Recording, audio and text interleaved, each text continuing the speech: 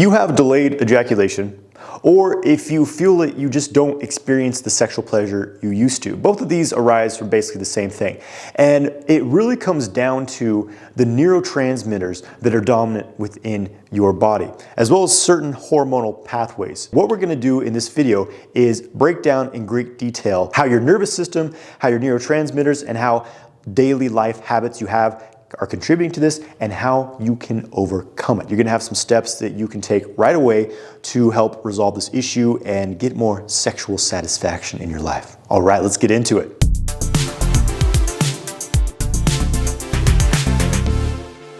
I'm Jonathan White. I've helped thousands of men from around the world learn to retrain their nervous system to last as long as they want in bed, experience non-ejaculatory orgasms, and go into sex feeling calm and confident. Make sure you get my free ejaculation control ebook. There's a link in the description of this video. It will help you take your ejaculation control to the next level. Make sure you hit subscribe to stay notified when new content like this is available. We're gonna go deep in this video, guys. Just to warn you, I'm gonna red pill you guys a little bit on some pretty crazy research I've found. Quite a contrast to things you're gonna hear in the mainstream. I get a lot of comments from people saying, why can't you explain this in 2 minutes?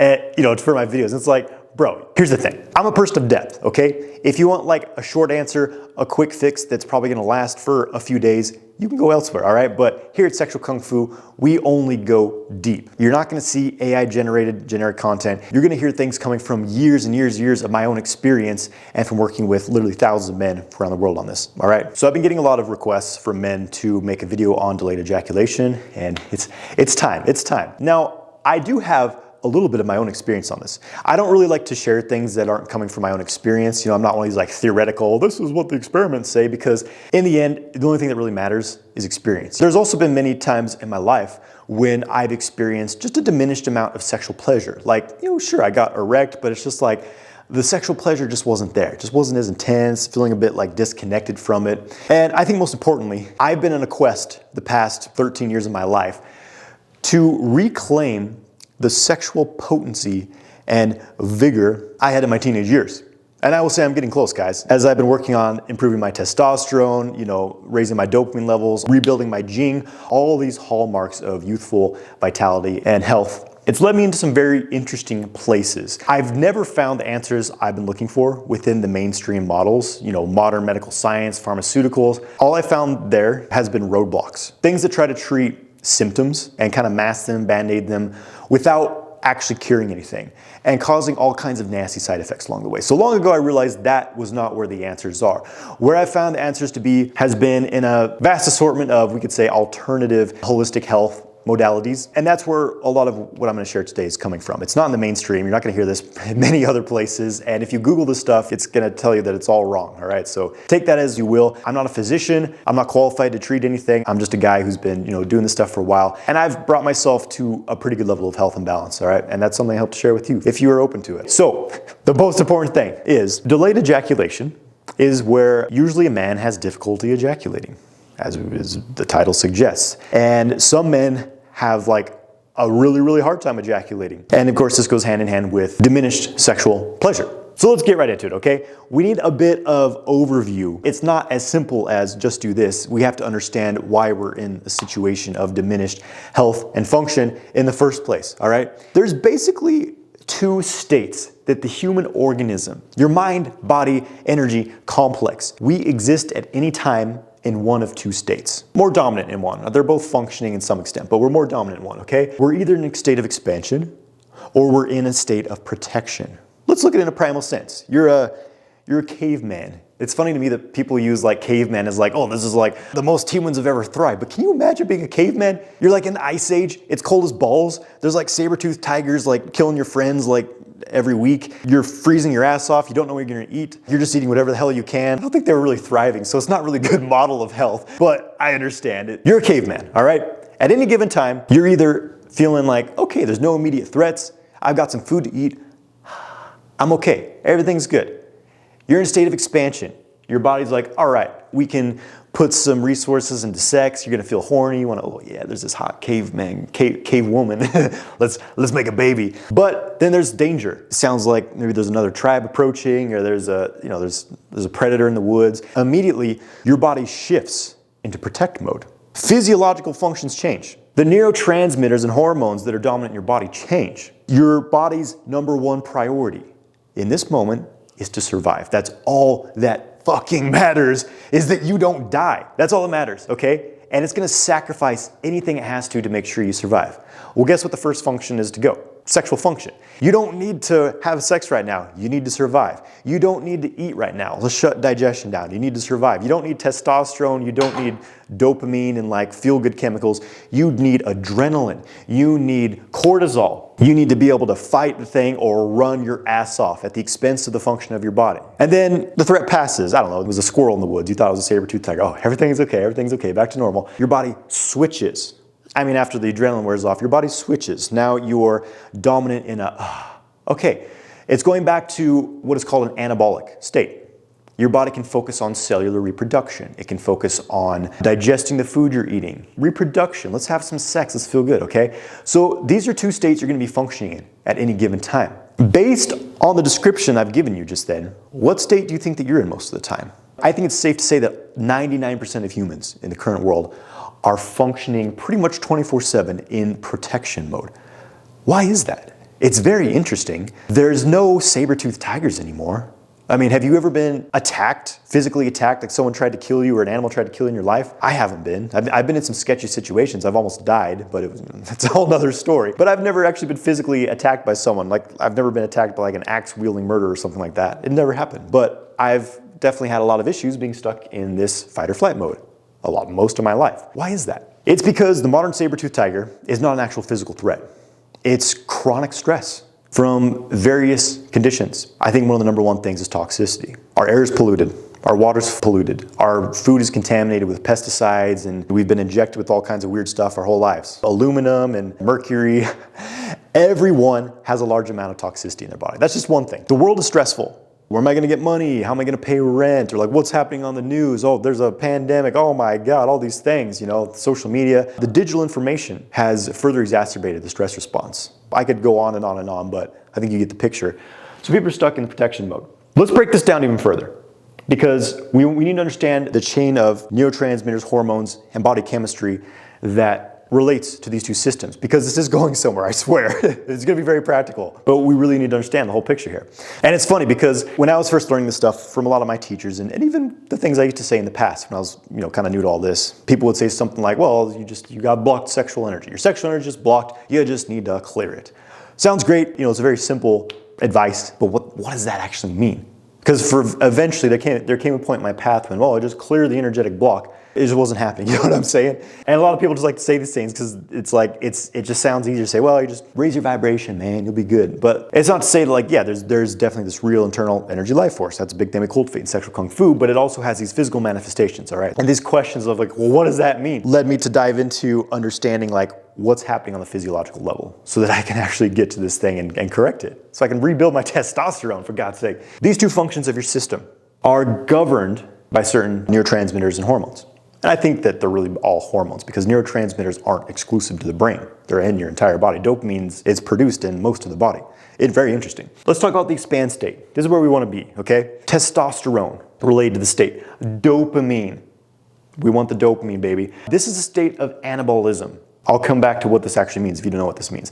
Parasympathetic nervous system. This is the function of the parasympathetic nervous system. And there's a lot of other things I could talk about that correlate to this function, but these are the important ones. Let's keep it simple for now, all right? Then when we talk about the protection state, estrogen. Estrogen is actually a stress hormone. I know, be like, oh no, it's the female hormone, and women become deficient in it when they go through menopause. No. Estrogen is a stress hormone. Progesterone is the more primary female hormone. We'll come back to that. So estrogen, prolactin, major boner killer here. Serotonin, another stress chemical. Contrary to mainstream thought. We'll come back to this. This is a state of catabolism, catabolic state. The sympathetic nervous system. So anabolism, catabolism, what's the difference? Anabolism is basically your body's in state of building itself. You're taking nutrients from food, you're creating new cells, you're building muscle tissue, you're building hormones. You're taking what's outside, you're metabolizing it. It's like someone's giving you bricks and you're building a house with it. And it's like, sweet, I've got this steady supply of bricks from the outside, I'm building my house steadily. However, the catabolic state is a state of self-destruction. It's a state of stress to where the body is literally breaking itself down for resources so that it has something to build upon. This is like you have to tear your house down and like salvage parts to build a smaller house because things are getting scarce here. That is the catabolism response. That's what's happening when you're sympathetic nervous system dominant. And I think it's obvious to say that when you're in a catabolic state, when you're stuck in the sympathetic nervous system, you're not going to have very good sexual health. This is when you experience erectile dysfunction. This is when, even if you can't get it up, you can't really feel pleasure. Now we get into the practical area of it here. What's usually happening here, on a neurotransmitter level, your dopamine is low and your serotonin is high. I'm going to link a scientific paper in the description of this video. It's an article on serotonin and it being a stress chemical. Incredibly interesting. This is from Dr. Ray Peat, whose work I've recently gotten into, which has been incredible. I'll highlight something that this paper talks about. They took a group of rats and they removed tryptophan from their diet. Tryptophan is an amino acid which it's one of the building blocks for serotonin. The body turns tryptophan into serotonin. Normally rats have a span in their life when they're able to reproduce, their sexual function's good. It's about 17 months. Well, when tryptophan was removed from their diet, therefore their bodies were producing less serotonin, their reproductive period went up to, I think it was about 36 months. It over doubled their period of sexual potency. That's the equivalent of, let's say a human goes impotent in their 40s, which is actually kind of the average these days. It's actually getting closer to the 30s now from what I'm seeing. Well, that's equivalent of, okay, instead of going impotent in your 40s, you're still sexually strong in your 80s. That's the equivalent. So that's what happened when these rats had less serotonin. I think that tells you everything you need to know right there, all right? So when you're experiencing a difficulty in sexual function, especially the ability to orgasm, the ability to feel like strong sexual pleasure and sex drive, I pretty much guarantee that you have increased levels of serotonin, which all of these neurotransmitters and hormones, they go hand in hand. Estrogen, prolactin, serotonin. I should have written cortisol. I mean, it's another big one. Here, I'll write it. Cortisol and adrenaline. Men are becoming more estrogenic than ever. Less testosterone than ever. So if you're experiencing delayed ejaculation, it's because you are dominant in this kind of self-destructive sympathetic nervous system and your serotonin levels are high. We want to correct that. The most common cause of this, of course, is taking SSRIs. These are antidepressant medications that tend to increase the level of serotonin or sustain the level of serotonin in the body. So the first thing to look at if you have delayed ejaculation or you're experiencing like anorgasmia, inability to orgasm, inability to really feel sexual pleasure, are you on an SSRI? Well, that's problem number one. What's crazy to me is that what does every antidepressant warn you of? May cause suicidal thoughts, may worsen depression. Usually the side effects do happen. So let's put it this way. What if I made like an herbal supplement? I had an herbal supplement, I'm like, guys, this is the Jonathan White Boner Blaster 5000 supplements. God, all these natural herbs. But guys, the main side effect of this supplement is that it may permanently cause erectile dysfunction. Would you buy that supplement? Hell no. The antidepressants, it's like, how did we get here? How did we get here? I know how we got here, but I'll let you ponder that one, okay? They don't fix the issue, unfortunately, and they make things worse. You take someone who's depressed, who's self-destructive, etc., who has a lot of trauma, PTSD, stress, you increase their serotonin levels, it makes the issue worse. Makes the issue far worse. There's a condition where people come out of surgery after being, under anesthetic, and they have schizophrenia-like symptoms, where their body parts are shaking, maybe hallucinating, they're feeling anxiety. It's from elevated levels of serotonin. So this is not something that you want to have levels of in your body. And it's interesting because this has become known as the happiness chemical. Again, just a whole marketing campaign. It's like, what if they had told us cortisol or adrenaline was the happiness chemical? We'd be taking pills of that too. You know what I mean? It's like, you have to do your own research. You have to see through the matrix. You have to see through this conditioning and this narrative that's literally trillions of dollars have been spent on to condition us into. So we stay consumers of this medical system that's making a lot of money from selling drugs, okay? Without curing anything. So that's the first thing is, are you on an SSRI, all right? Again, I'm not a doctor. I'm not qualified to give medical advice, so I can't tell you what to do. I can't recommend that you get off the SSRI, but I can say that if I was on one of these, I would start weaning myself off. I would ask my doctor, why the hell did you put me on this? Or find a new doctor, you know what I mean? Okay, so, and what also blows my mind is that there's a new line of like pharmaceutical drugs for men that is an SSRI. Oh, it has a short half-life, so it doesn't have all the side effects. It's a serotonin booster promoted as a premature ejaculation treatment. Like, yeah, it will make it harder for you to ejaculate, but you may never be able to ejaculate again. You may not be able to have orgasms in general, or feel happy, or have proper sexual function. Like, that's kind of the trade-off with these pills, So we want to get to the root solution, okay? So what you want to focus on basically is increasing dopamine. Testosterone and dopamine. This is the true antidepressant, is having healthy levels of dopamine and testosterone. We want to cut our estrogen, cut our prolactin, lower serotonin, lower all these things, get out of catabolic state and into our anabolic state by increasing testosterone, increasing dopamine, even, DHEA, pregnenolone, these precursor hormones. I could have gotten a lot more in depth with this, but it's a good starting point. The thing is like once you get really stuck in this sympathetic mode, the protect mode, it becomes this downward spiral because there's this feedback loop. Estrogen, prolactin, strong relationship together. Serotonin signals the release of cortisol. So the body produces more and more and more and more of these stress hormones. After I learned this, it just started blowing my mind so much because a lot of health advice is based on digging yourself deeper into the stress state, like doing things like fasting, severe calorie restriction, ketogenic diet, even carnivore diet. It's exacerbating this adrenaline route, the stress route, putting you more into catabolism, and you feel energized because your body's pumping adrenaline and cortisol. I've never had so much energy in my life, but then it catches up to you and you become castrated. So I'll share the experience I had with delayed ejaculation. It's very relevant talking about the realm of serotonin. So I'm not proud of this, but in my teenage years, I used to abuse substances, and there was a thing in my group of friends, people I knew, that I was like 18 years old. It was big in my high school to get high from cough syrup. Like drink a bottle of Robitussin, the substance in it's dextromethorphan, which it messes you up. Like it gets you really fucked up, but it's nothing pleasant about it. It's like a psychedelic trip, but for me it was like being dragged to hell and like having my body burning hot and somehow surviving the whole experience. It's horrible. I wouldn't wish this experience on my worst enemy. So not my proudest moment, but I chugged a bottle of Robitussin, got all kinds of fucked up, and somehow, came back to being a normal human being. The next day, I was still pretty messed up. And my girlfriend at the time came over and we're having sex, and I could not ejaculate. I could get it up just fine, but I could not ejaculate. I couldn't get anywhere near ejaculating. Well, guess what? One of the effects of dextromethorphan, the active ingredient in Robitussin that I thought was a good idea to get high on, don't ever do it. Please don't do it. It's not good. So some tips to clean up your testosterone, dopamine system, strengthen it, cut your serotonin. The number one thing is to not ejaculate frequently. This in itself could cause delayed ejaculation because I can tell you back when I was jerking every single day, it was sometimes hard to ejaculate. I had to like really make myself do it. So stop ejaculating frequently.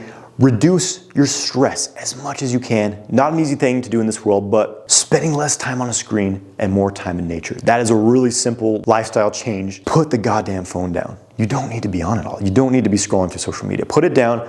Go on a walk in the woods instead. Not listening to podcasts or music or anything, just be in your body, in the woods, like humans used to do. Before we were these half cybernetic, wired into AI, just information overloaded, overstimulated beings, Just go walk in nature. Such a simple thing you can do that is going to dramatically improve your dopamine, reduce your stress hormones. Don't watch porn. Completely screws up your dopamine chemistry. It burns out your dopamine receptors, makes them less sensitive, so you need more dopamine to feel the effects of what used to take less dopamine. So there's no benefits to porn. Don't watch it. It'll mess up your brain, okay? Clean up your diet. I've made other videos. Check out my boner diet and boner killing foods video I made. But the foods you eat dramatically affect which pathway you're gonna be dominated. If you're eating lots of seed oils, lots of refined foods, pesticides, you're gonna be producing a lot of estrogen, a lot of serotonin, cortisol. No good. Here's something very simple you can do to increase your dopamine. An amino acid called tyrosine. Tyrosine directly metabolizes into dopamine, but you have to be a bit careful with this because dopamine can metabolize into adrenaline. And some people are sensitive to this occurring from tyrosine. So start with the low dose, and if you feel overstimulated and jacked up and you can't sleep, it may not work for you. I personally don't do well from tyrosine. I raise my dopamine in other ways, but for some people, it can be very helpful. Maximizing your testosterone. Again, the easiest way, when you make some lifestyle changes to increase your testosterone, your dopamine is going to improve, your estrogen is going to drop, prolactin is going to drop, serotonin lowers. I made some changes in my life to become much more anabolic. I used to have a really hard time putting on muscle, losing body fat, and I am in the best shape of my life, the most anabolic I've ever been. It's not that hard to do, anyone can do it, but some simple tips is to, lift weights, build some muscle mass, move your body, exercise. Make sure you have cholesterol and saturated fats in your diet. You need these things to produce hormones. If you want me to make a video on natural testosterone optimization, let me know in the comments. I'd be happy to do that. A couple of things I'll mention here. I do not recommend 5-HTP or tryptophan amino acids. You may want to avoid foods that contain high levels of tryptophan, things like turkey, breads, are very high in tryptophan, so you produce less of those stress hormones. And then what I think will be very helpful is to practice something that builds body awareness and is grounding. Something that just gets you in your body, some kind of movement discipline. Qigong is a great one, Tai Chi, yoga, meditation, physical exercise, lifting weights. Get your body moving. If you're not sweating, if you're not exercising your body, you're gonna have higher levels of stress hormones. Sunlight. I cannot stress the importance of like a natural environment. Getting sun in your eyes and on your skin is essential for dopamine and testosterone. If you've never gotten much sun exposure in your life, of course, be smart about it, build your way up, but it can be a game changer for your mental health and your hormonal neurotransmitter profile. And then productivity. Another very relevant thing is that these pathways of hormonal neurotransmitter expression are very based upon the actions that we take and the thoughts that we think. So people who are constantly worrying, like you're the type of person that's just like always finding something to worry about, everything is like a problem, like, well, what if this goes wrong, what if that goes wrong? I used to be a chronic worrier, I'm not gonna lie, and I still have to like watch myself to not slip back into those habits. That is very much related to this pathway of serotonin. Cortisol, adrenaline, estrogen. Estrogen's a stress hormone. It is a survival hormone. There was a scientific study where